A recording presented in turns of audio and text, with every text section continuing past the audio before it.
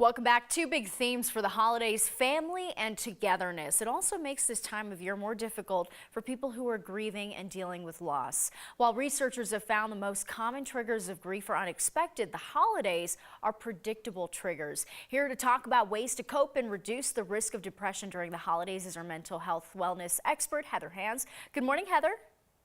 Good morning, Natasha. Nice to see you. Likewise. So first, can you talk about the grief process, especially during the holidays?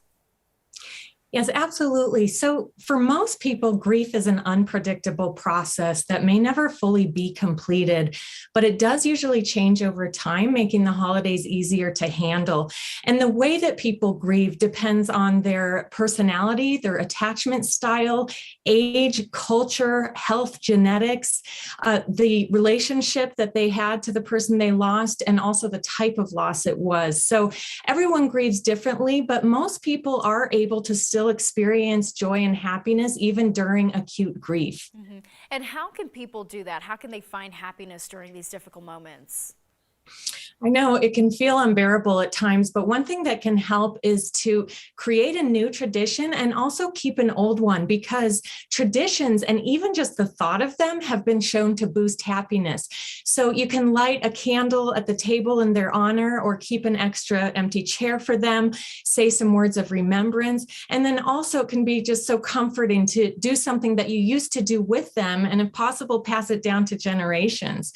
And you can also include their spirit in your celebration. So looking at old pictures, sharing stories, this goes for pets too. Playing their old favorite game or movie. You can hold their favorite things, or make one of their favorite dishes, read old letters, donate to a cause that they cared about.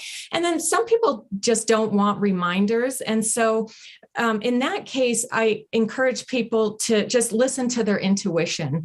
And I do strongly recommend that people increase their self-care, because it's so important to take care of yourself during this time. Grief isn't just psychological, it also has effects on the body, so that the higher level of grief, the more stress hormones, inflammation, and harm it can cause the immune system. So reach out for help if you need it. Make sure that you're getting plenty of sleep, exercise, and good nutrition. Yeah, great advice, Heather. Focusing on the children now, how can caregivers help kids with their grief during the holidays?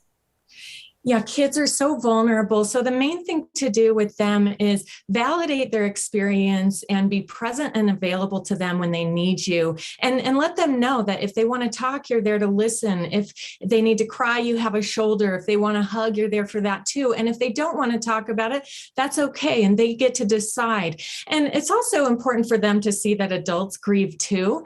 You just want to reassure them that it has nothing to do with them. All right, Heather, appreciate all the advice and tips there. Thank you so much. My pleasure. Thank you.